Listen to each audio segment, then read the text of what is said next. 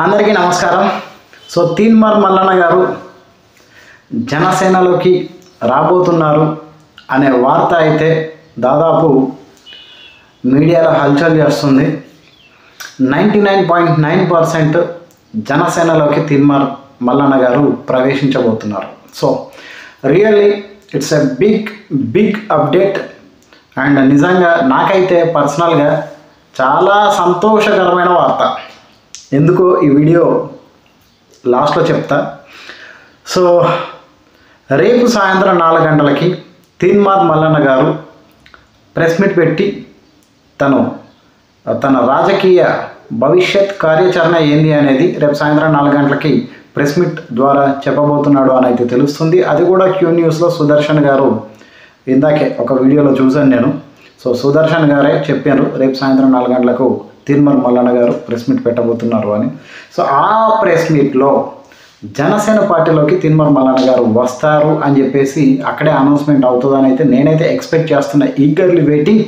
నిజంగా జనసేనలోకి తీన్మార్ మల్లన్న కనుక వస్తే నా అంత ఆనందపడేటోడు ఇంకా తెలంగాణలో ఇంకా ఎవడు ఉండడు. ఖచ్చితంగా చెప్తున్నా. నాకన్నా సంతోషించేటోడు ఇంకెవడు ఉండడు తెలంగాణలో. ఇది రాసి పెట్టుకోండి. ఖచ్చితంగా తీన్మార్ మల్లన్న గారు జనసేనలోకి ఎంట్రీ ఇస్తే నాకు ఈ వార్త తెలియంగానే నడి రోడ్డు మీద వెళ్ళి ఊర్లో ఒక 5 కొబ్బరికాయలు ఇట్లా పగలగొట్టి ఆ సంతోషాన్ని ఇట్లా వీడియో ద్వారా తీసుకొని అప్పుడు మాట్లాడదాం అనుకున్నాయి ఇదంతా కూడా. కానీ ఒక దోస్తుగానికి ఫోన్ చేసిన వాళ్ళు అందుబాటులో లేరు. సరే ఇంకా ఆపుకోలేక ఇంకా ఇంట్లోకి వచ్చి వీడియో చేస్తున్నా. లేదంటే అలా ఉండేది video. Janasena Janasena power star Pawan Kalyan గారి పార్టీ తెలంగాణలోకి చాలా బలంగా ఎంట్రీ ఇవ్వబోతుంది అని అయితే అర్థమవుతుంది. నిజంగా ఇదే కనుక నిజమైతే అబ్బా ఎంత బాగుంటుందో. రేపు సాయంత్రం 4 గంటల వరకు ఈగర్లీ వెయిటింగ్. నిజంగా జనసేన పార్టీకి తీన్మార్ మల్లన్న గారు వస్తే ఎంత మేలు జరుగుతుంది, ఎవరికి మేలు జరుగుతుంది? జనసేన పార్టీకి ప్లస్ అవుతుందా, లేదంటే తీన్మార్ మల్లన్నకు ప్లస్ అవుతుందా? ఎవరికి లాభం అని అంటే నాకు తెలిసి ఇద్దరికి ప్లస్సే. ఇద్దరికి సమన్యాయం జరుగుతుంది అనుకుంటున్నా. ఎందుకంటే పవన్ కళ్యాణ్ గారు ఏంటో, ఆయన జనసేన పార్టీ సిద్ధాంతాలు ఏంటో మనందరికీ తెలుసు, నాకు కూడా తెలుసు. ఎందుకంటే నేను ఒక పవన్ కళ్యాణ్ గారికి నేను ఒక అభిమానిని. నేను చాలా అంటే చాలా అభిమానిస్తా పవన్ కళ్యాణ్ గారి నటనని అండ్ రియల్ లైఫ్, తన బిహేవియర్, మానవత్వం, సహాయం చేసే మనస్తత్వం పవన్ కళ్యాణ్, ఇవన్నీ కూడా చాలా ఉన్నాయి ఆయనలో. వాటన్నింటికి నేను ఫ్యాన్. ఇకపోతే మన తెలంగాణలో జనసేన పార్టీ సభ్యత్వాలు ఇచ్చింది 1 సంవత్సరం క్రితం. నేను కూడా తీసుకున్నా 500 పెట్టి. నేను 1 సంవత్సరం క్రితం సభ్యుడిని అయ్యా. అప్పటి నుంచి చాలా సీరియస్గా నేను జనసేన పార్టీ తెలంగాణలో వస్తే బాగుంటుంది, ఎవరు రాబోయే తెలంగాణలో జనసేన అధ్యక్షుడు ఎవరు, ఆయన ఏం చేస్తున్నాడు, అతన్ని కలవడం ఎట్లా, అసలు ఆయన ఏ ప్రెస్ మీట్లు ప్రెస్ నోట్లు ఏం రిలీజ్ చేయట్లేదు ఏంది అని చెప్పేసి చాలా బాధపడుతుంటే నేను. ఎందుకంటే మా నిర్మల్లో కూడా పెద్ద యాక్టివ్గా ఎవరు లేరు, తెలంగాణ తరఫున యాక్టివ్గా మాట్లాడే వ్యక్తులు లేరు. అరే రాష్ట్ర స్థాయిలో అధ్యక్షుడే యాక్టివ్గా లేనప్పుడు జిల్లా స్థాయిలో ఎవరు ఉంటారు యాక్టివ్గా? ఎవరు లేరు. ఎందుకు ఈ మాట అనిపించిందనంటే, మొన్న చాలా పెద్ద సందర్భం, ఈసీ ఎలక్షన్ కమిషనే జనసేన పార్టీకి అఫీషియల్గా గుర్తు ఇదే కన్ఫర్మ్ అని చెప్పేసి గాజు క్లాసులో అనౌన్స్ చేసింది. దాన్ని సెలబ్రేట్ చేయాలా వద్దా ఒక అధ్యక్షుడిగా? ఎవరు ఆ అధ్యక్షుడు, ఏం చేస్తున్నాడు? చేసినట్టుగా అయితే నాకు ఎక్కడ వార్తలు మీడియాలో కనబడలే, ఏ న్యూస్లో రాలేదు. మరి నేను చాలా డిసప్పాయింట్ అయినా ప్రభుత్వ తప్పిదాలు కూడా బోలెడని ఉన్నాయి. జనసేన పార్టీ నుంచి కనీసం ఎవరు మాట్లాడకపోయినా ఒక రాష్ట్ర స్థాయిలో ఉన్న అధ్యక్షుడైనా కనీసం మాట్లాడాలి, ప్రభుత్వాన్ని ప్రశ్నించాలి. పవన్ కళ్యాణ్ అంటేనే ప్రశ్నించే వ్యక్తి, జనసేన అంటేనే ప్రశ్నించే పార్టీ. అలాంటి పార్టీకి తెలంగాణలో ఎలాంటి ఆదరణ లేకుండా ఏ లీడర్ నుంచి కూడా దాని వైపు బాధ్యత తీసుకొని మాట్లాడే వ్యక్తులు లేరు. నాకు చాలా బాధ అనిపించింది. ఇప్పుడు మాత్రం ఆ బాధ తీరబోతుంది. డైలీ జనసేన పేరు వినబడబోతుంది తీన్మార్ మల్లన్న గారి రూపంలో. నిజంగా ఇది జరిగితే మాత్రం నా అంత ఆనందం ఇంకెవడు పొందడు. చాలా రోజుల నుంచి వెయిటింగ్. అందుకని నేను చాలా ఉత్సాహంగా ఉన్నా. ఇకపోతే జనసేన పార్టీకి చాలా ప్లస్ ఉంటుంది తీన్మార్ మల్లన్న గారు వస్తే. ఎందుకంటే పవన్ కళ్యాణ్ గారు ఎంతైతే మంచి వ్యక్తిత్వం ఉన్న వ్యక్తో, ఆ జనసేన పార్టీకి మంచి సిద్ధాంతాలు ఎలా అయితే ఉన్నాయో సేమ్ తీన్మార్ మల్లన్న గారు కూడా అంతే మంచి వ్యక్తి. ప్రభుత్వాన్ని గట్టిగా నిలదీసే వ్యక్తి. మనందరికీ తెలుసు గత 10 సంవత్సరాలుగా ఉన్నటువంటి టీఆర్ఎస్ ప్రభుత్వాన్ని ఏ విధంగా ఒక్కడై నిలబడి విమర్శించి ప్రశ్నించి ప్రజల వైపు నిలబడ్డ వ్యక్తి మన తీన్మార్ మల్లన్న గారు. ఒక జర్నలిస్ట్గా ఎదిగి ఈరోజు ఒక ఎమ్మెల్సీగా ఉన్నాడు అని అంటే మాటలు కాదు. అతనికి చాలామంది ఆపోజిట్గా ఈరోజు మాట్లాడవచ్చు కాక, కానీ అదంతా నథింగ్. ఎందుకు అంత విమర్శిస్తున్నారో తీన్మార్ మల్లన్నని, కానీ నాకైతే అతన్ని విమర్శించాల్సిన అవసరం లేదనిపిస్తుంది. ఇప్పుడు కొంతమంది బీజేపీ సైడ్ ఉన్న వ్యక్తులు అనుకోండి విమర్శిస్తారు, ఎందుకంటే గతంలో బీజేపీ పార్టీలో ఉండి కాంగ్రెస్లోకి వెళ్ళిపోయాడు. సో ఇప్పుడు కాంగ్రెస్ పార్టీని ఎదిరించిందని చెప్పేసి వాళ్ళు సస్పెండ్ చేయడం ద్వారా కాంగ్రెస్ వాళ్ళు మల్లన్నను వ్యతిరేకిస్తారు. ఇక జర్నలిస్ట్గా ఉన్నటువంటి వ్యక్తి ఇంతలా ఎదిగాడు కాబట్టి మరి ఆ ఫీల్డ్లో ఎవరైనా విమర్శిస్తారో ఏంటో నాకు తెలియదు, కానీ విమర్శకులు ఉండొచ్చు, ఉంటేనే అవతలోడు మరి అంటే ఇప్పుడు అంటారు కదా సినిమాలో హీరో ఎంత బలంగా ఉంటే హీరోయిజం అనేది ఇంకా ఎలివేట్ అవుతుంది అని చెప్పేసి. సో ఇప్పుడు కూడా ఇక్కడ తీన్మార్ మల్లన్న విషయంలో కూడా ఎంత విమర్శించే వాళ్ళు ఉంటే తీన్మార్ మల్లన్నకు అంత అది ప్లస్ అవుతుంది. సో నాకు తెలిసినంత వరకు అయితే తీన్మార్ మల్లన్న గారు తప్పు చేయలేదు. ప్రభుత్వం చేసిన కులగణన సర్వే తప్పుల తడక అని చెప్పేసి బీసీలకు అన్యాయం జరుగుతుంది అని చెప్పేసి, అట్ ద సేమ్ టైం ఓసీలో అంత సంఖ్యలో వాళ్ళు 8% ఉన్న వాళ్ళు 10% పెరుగుతారు, వీళ్ళు 51 నుంచి 46కి ఎలా తగ్గుతారు బీసీలు అని చెప్పేసి ప్రశ్నించండి. దానిలో తప్పేముంది? దానికి కాంగ్రెస్ పార్టీ వచ్చేసి పార్టీ నిర్ణయాలని ధిక్కరిస్తావా అని చెప్పేసి సస్పెండ్ చేయడం అది వాళ్ళ పర్సనల్ విషయం.